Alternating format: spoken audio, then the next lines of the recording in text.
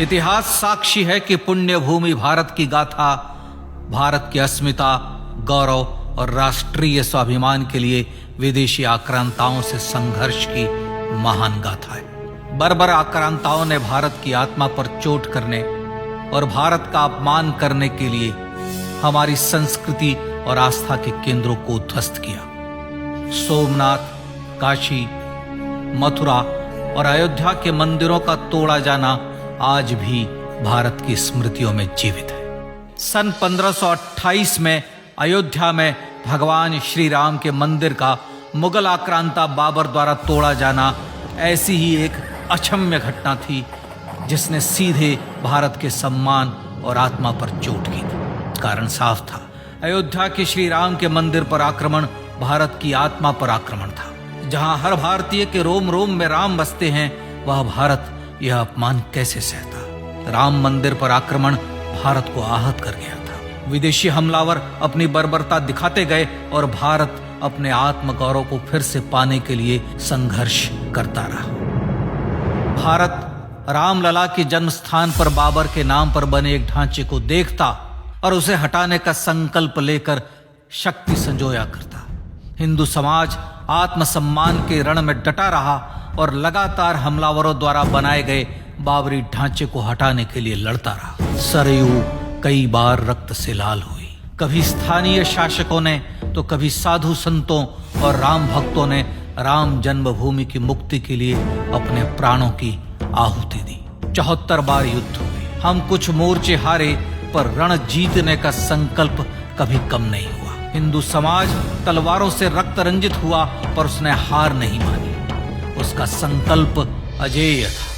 15 अगस्त 1947 को देश की आजादी के साथ सैकड़ों सालों से चले आ रहे इस संघर्ष में नई ऊर्जा और एक नया मोड़ आया। अचानक 23 दिसंबर 1949 को बाबरी ढांचे में श्री राम लला प्रकट हुए। हजारों राम भक्त दर्शन के लिए उमड़ पड़े। तत्कालीन प्रधानमंत्री पंडित जवाहरलाल नेहरू ने उत्तर प्रदेश सरकार को श्री राम लला को विवादित ढांचे से हटाने का आदेश दिया। उत्तर प्रदेश सरकार ने अयोध्या के कलेक्टर को यह काम दिया और यह निर्देश भी कि जरूरत पड़ने पर वे बल का प्रयोग भी करें। अयोध्या के कलेक्टर ने सरकार को उत्तर दिया कि यह नरसंहार के बिना संभव नहीं है और फिर भी वह ऐसा चाहती है तो किसी दूसरे कलेक्टर से यह काम करवा ले। परिणाम स्वरूप रामलला की मूर्ति वहीं विराजमान रही। विवादित ढांचे को बंद कर दिया गया।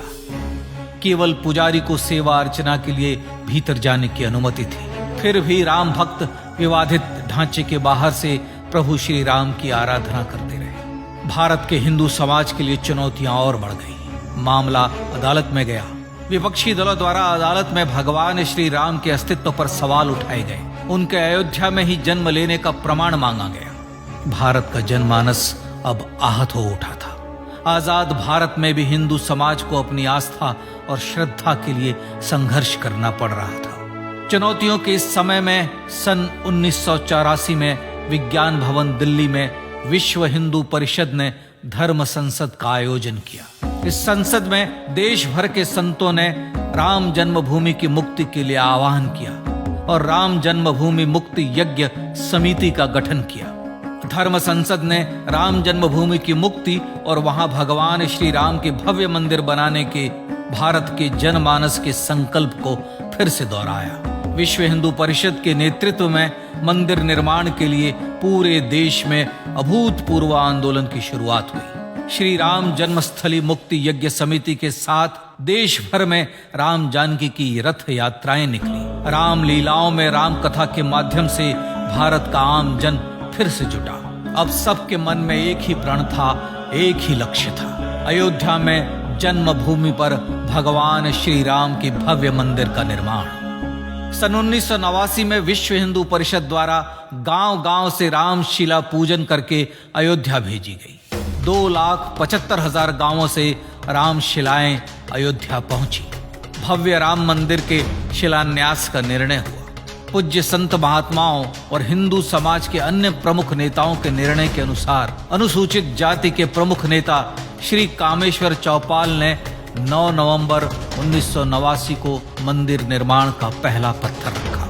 राम जन्मभूमि पर मंदिर निर्माण के लक्ष्य की पूर्ति के लिए सन 1990 में सोमनाथ से अयोध्या के लिए श्री लाल कृष्ण आडवाणी ने रथ यात्रा की शुरुआत की। देश में जन भावनाओं का ज्वार उमड़ने लगा। श्री लाल कृष्ण आडवाणी के रथ यात्रा के साथ साथ मंदिर के लिए जन समर्थन बढ़ने लगा और छद्म सेकुलरवाद बेनकाब होने लगा। इस जन आंदोलन को रोकने की तमाम कोशिशें हुई पर सब व्यर्थ हुई। विश्व हिंदू परिषद ने देशवासियों से अयोध्या में जन्मभूमि पर मंदिर निर्माण के लिए 30 अक्टूबर और 1 नवंबर 1990 को कार सेवा का आह्वान किया। परिणाम स्वरूप लाखों राम भक्त कार सेवा के लिए देश के कोने कोने से अयोध्या आए। इससे देश की एकात्मता का विराट दर्शन हुआ।